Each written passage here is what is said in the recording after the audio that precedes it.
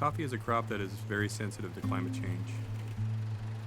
The difference in just 1 to 2 degrees can drastically change coffee growth forever. It's possible that within the next century, coffee processes as we know may no longer exist, which will affect not only the cost and availability of coffee, but the livelihood and culture of coffee growing communities all over the world.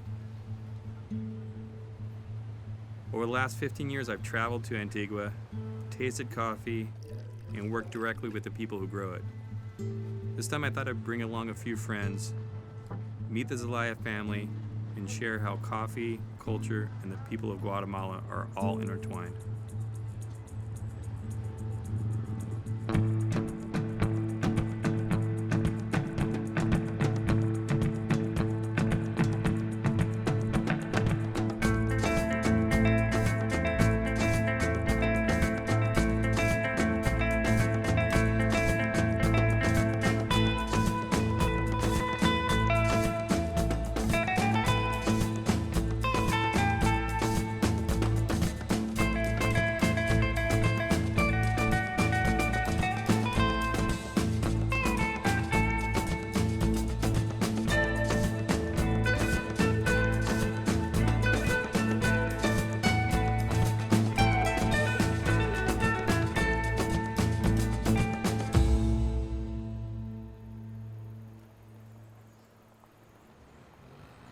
Something really exciting to me lately about not being able to foresee the outcome. Like basically wanting to be surprised. I've really been in that space lately. You're just like, you're setting out with this desire, with this excitement and enthusiasm. And so coming out here, what is that gonna turn into? Like, who knows? But we're gonna go for it. Well, I was so excited to be in this landscape. It just looks so dramatic. Like, I've never seen volcanoes or a skyline like this. So I was just researching before we came down, and that just kept jumping out at me. And then just yesterday when I got here, immediately everything was swirling around, like all my preconceptions, you know, just like you can't see anything through the internet.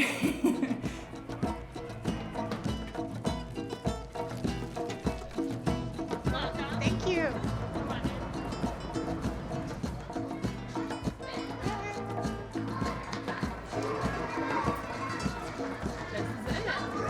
Oh, yeah.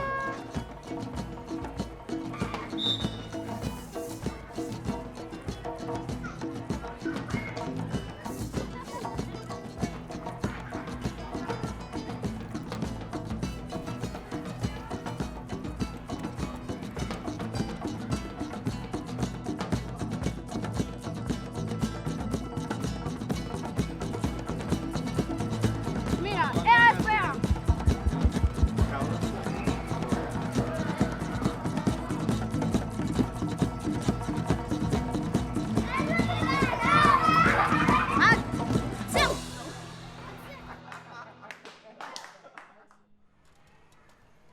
It's really amazing to be here with Lori D.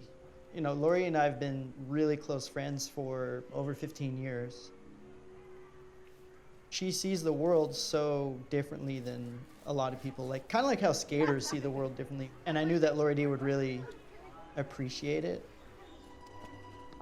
Antigua is really an amazing place to visit. It's like a peaceful place.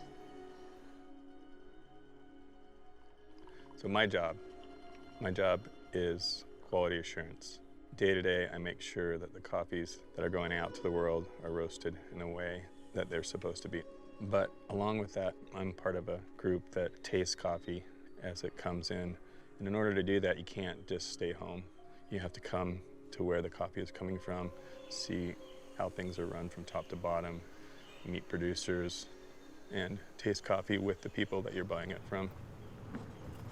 Wow, look at that pool, dude. The empty pool. The thing empty? Is it round? Where? That would be insane if it was a dripping pool. That would have been sick, dude. We had tranny. We had a rain last week. So on the first rain of the year, 14 to 17 days, we expect the flowerings to open and to be pollinated. You can see like in 1 week, this will be open. So what does it mean when they open? What is that? They're ready to be pollinized by the same plant because, you know, Arabica pollinizes itself. And that's the way we guarantee our production for next year. Let's see what's inside. Just the pistils, probably the ovaries. Every flower, if it's a good flowering, is going to be 1 bean. If the pollination is not good, we don't get any beans. Right. Here we have cherries. You peel the skin off. Mm-hmm. Pop it in there. So here you get a pea berry. Oh, okay. Because, see? Yeah. That's a pea berry. Cool. Can I taste this? Looks like coffee. So it's that's Oh, wow. Different, That's right? sweet. It's around fruity. that. It's a It's fruit. like a hard. When you think about That's coffee, awesome. Wow. I love eating cherries. Yeah, it's sweet. That's good though. Right? Yeah. Yeah, that's nice. It's very sweet. And there's caffeine in there too. So I'm gonna be all So easy. running around. that's what's Yeah. Hey, you guys check this out. He doesn't even drink coffee. Yeah. You see how Wow. bad to eat these?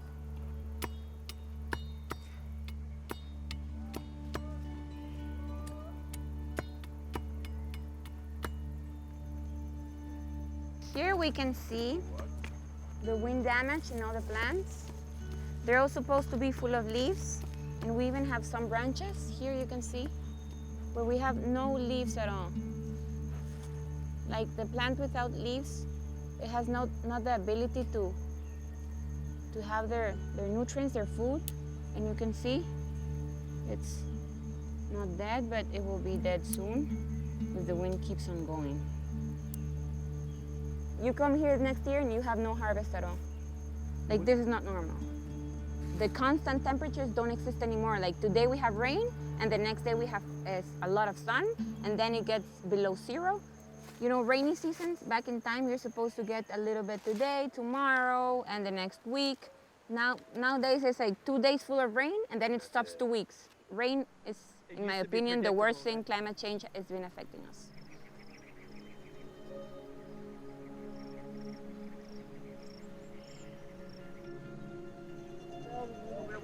Buenas tardes. Yeah. Which is your favorite coffee variety when you cup? Usually. Bourbon. Bourbon? Mm-hmm.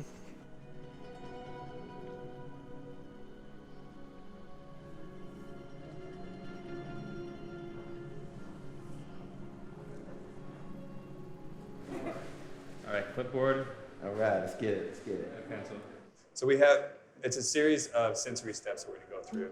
The first few are smelling.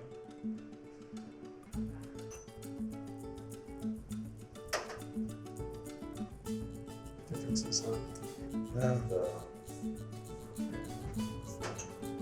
One's the gray.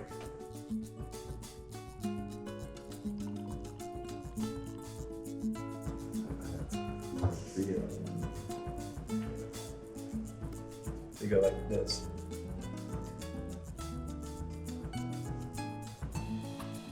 You slurp it across the top and blast it across your palate so it turns into a mist. Pretty good. Getting there. It's tough, man. That was good though, actually. All right. As you go through and as it cools down, it just changes and more things get revealed. Yeah. Both good and bad. So we'll go back through again. This might be a good blender. This might be possibly be a single origin, and this would be rejected.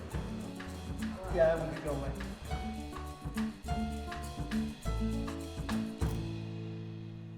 Hey, I'm Rick.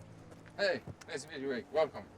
Hey, how are you? How are you? Ricardo. Hey. How are you? That's a good name. You too. Ray. Hey, how are you? Sorry. Nice meeting you. How are you? Good to see you. Yeah. Thank you. Yeah, don't hurt the coffee.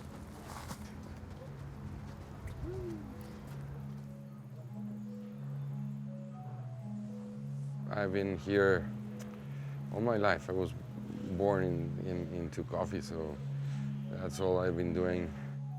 Coffee, the social impact it has in our country is enormous. I think it's still the main source of employment for people in the country. It's difficult to substitute these high quality coffees and have these unique coffees like those gems, those jewels. The only way to take them out from the bulk is doing it like this.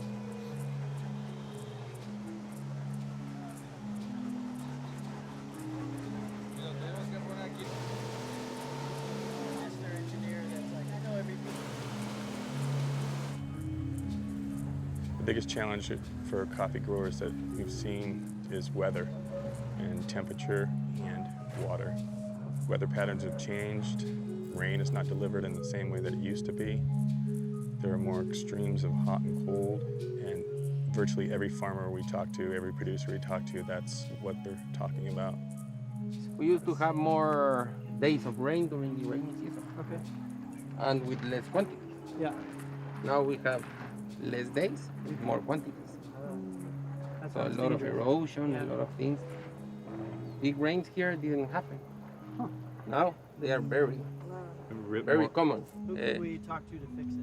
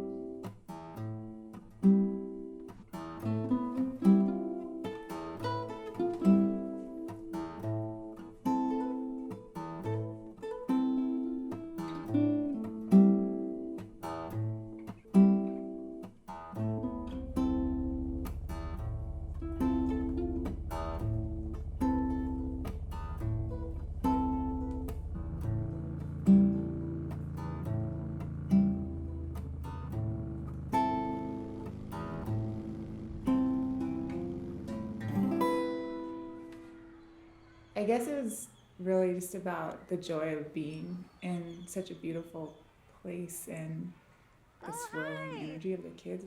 I was talking to someone at the school yesterday about them just being like this light, like this pure light and joy of just being alive.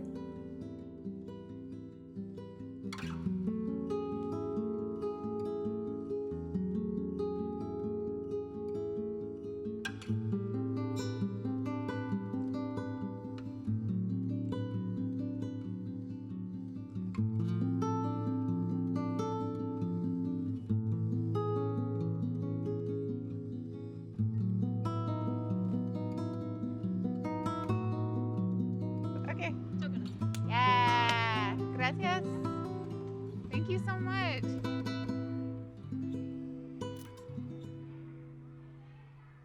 For me, like skateboarding is always taking me further and further from my home, and it's integral to skateboarding to explore. It's really cool for me as a pro skater to go places that not a lot of pro skaters go to, and people really appreciate that, you know, because they don't get to meet the people that they see in videos and magazines ever. So it's really special for them, and then in turn it makes it more special for me.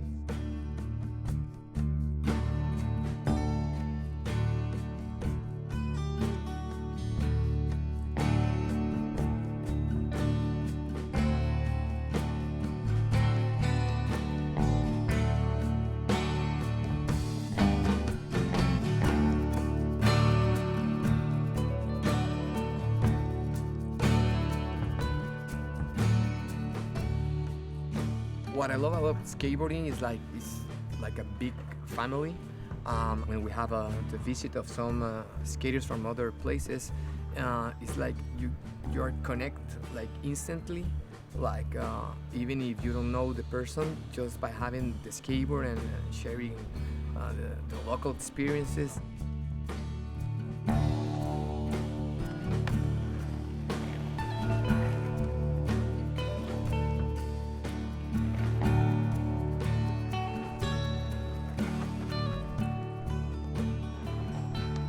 about growing up street skating, and what I love was just the variety, and you could tell people's approaches and their styles really reflect their towns.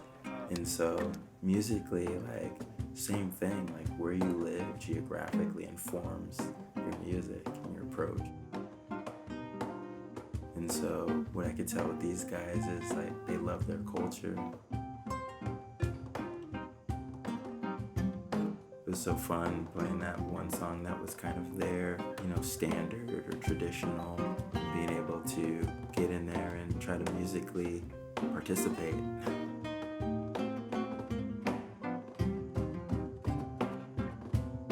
That's what I enjoy the most.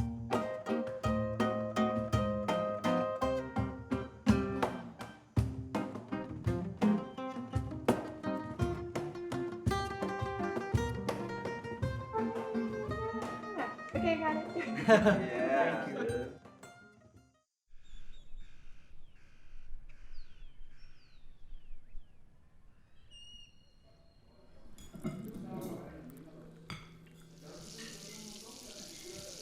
So much work to make happen. Right on. Good, man.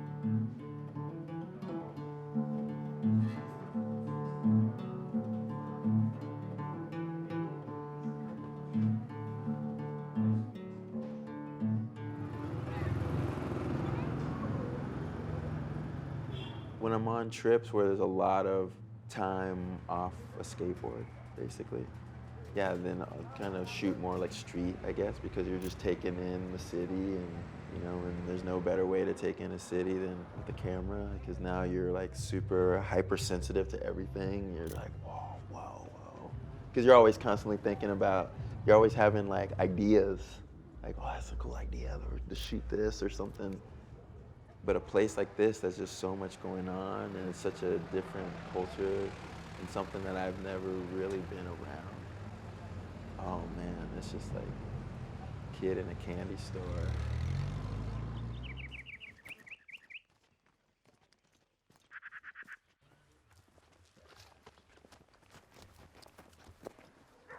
It's exciting because I don't know what it's gonna be, but again, if the openness is there, then that's the best place to start.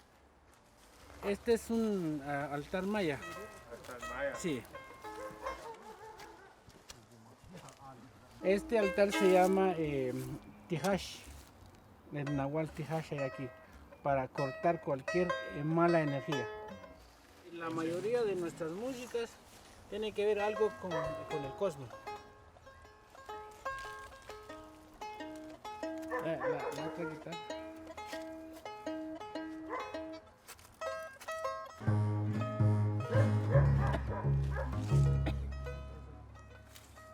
Hay una canción que es muy importante para ustedes, o muy especial. Hay una canción que le trae muchos recuerdos, que se llama Flor de las Flores. Ajá. Sí. Vamos a tocar un pedacito.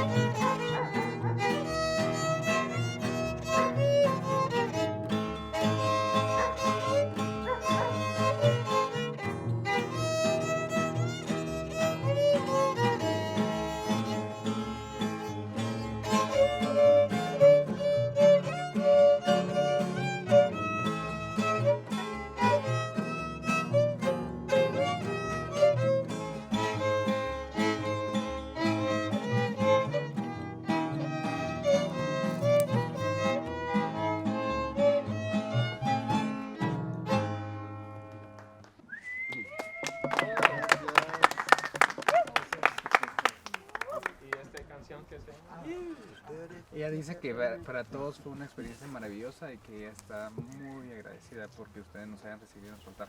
Gracias. Para nosotros también ha sido un privilegio tenerlos aquí. Sí, hemos tocado en muchos lados, pero nunca habíamos tocado con personas de otros países. Sí, yo trabajé con una de Inglaterra, allá en Zaragoza. Tienen nacimientos de agua y me dio un trabajo de tocar con los nacimientos de agua y ¿Ah, sí? después salió otro nacimiento. Pues Son 6 nacimientos, pero salió. ¿En verdad? Sí. Actually, very close here, he said that a river just done. There's no more river, and they are going now to try to revive the river with the music. But my expectation, or what I strive to, is to have it be a fun experience. Ray from California. And I find for it to be a fun experience, there has to be a healthy dose of sense of wonder in the mix.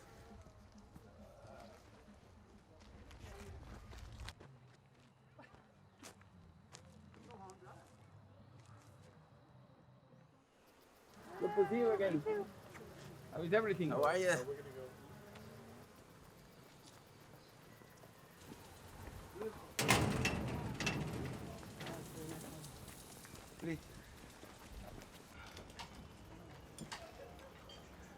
So what's the plan? We're gonna skateboard in your pool. Yeah, I have to take out the plastic. And the water. You can see the spots of the roya rust. This is a live fungus. It has that yellowish dust that are the spores of the fungus. And this is the worst disease that we have in coffee because it can defoliate your plant really quick. You need stronger varietals. Like the Borboncito is very strong, the Villasarchi is very strong because weather is affecting a lot. And those varietals are more resistant, you can rely more on them. What varieties do you have the most of? We have Caturras, we have Borboncitos a lot, I like it very much. We have Villasarchi. The majority is still Caturra. Maybe name one Rick. Rick? Yeah. We can. Yeah, Yeah, we have a good name. Yeah. Yes. we can name this instead of Venecia. Yeah. Rick. You're the boss, right? Yeah, yes. Can be yours and mine. Rick. Whiskey. Espresso. Okay, jump here. Have you drive these ones before? No. No? No. And this Mm-hmm. is your start. Start. Okay. Okay? This is your accelerator. We are going to start. You start with this one. Okay?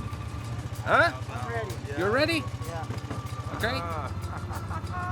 Por favor. Bueno.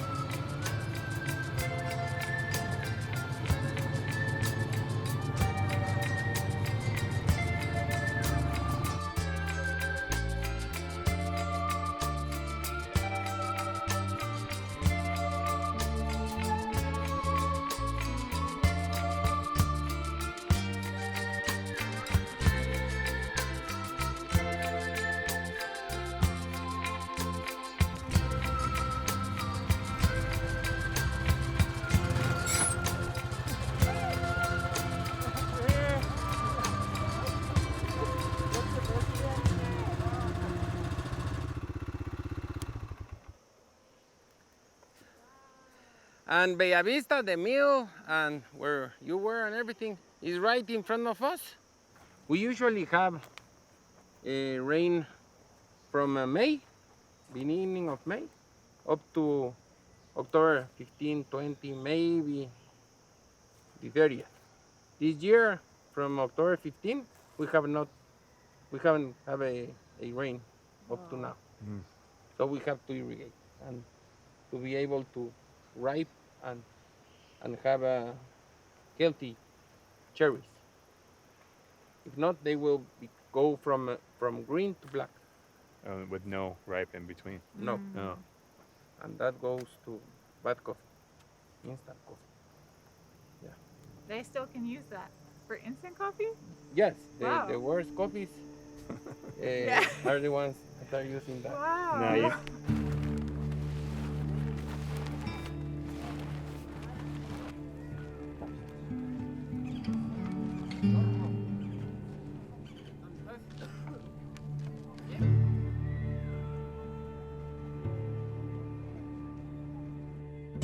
if you don't have the resources to respond to the changing conditions, then you get left behind.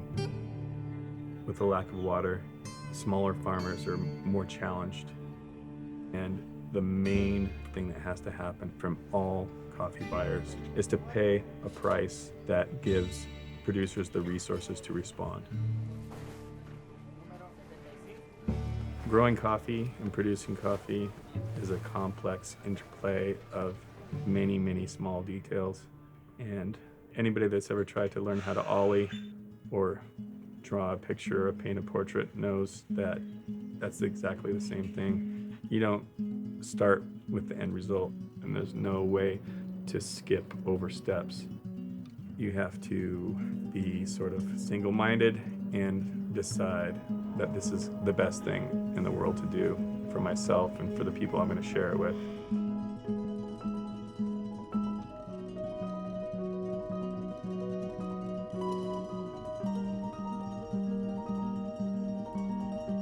I feel like anytime you can appreciate something, then it informs your experience of it.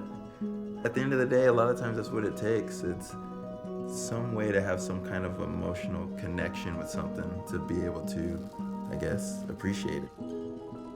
It's passion. Passion fruit.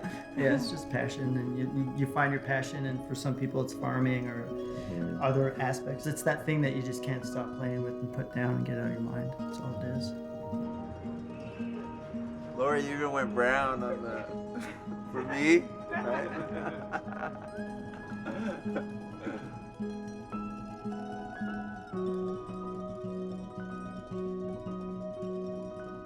It looks pretty good. Just a little touch-up.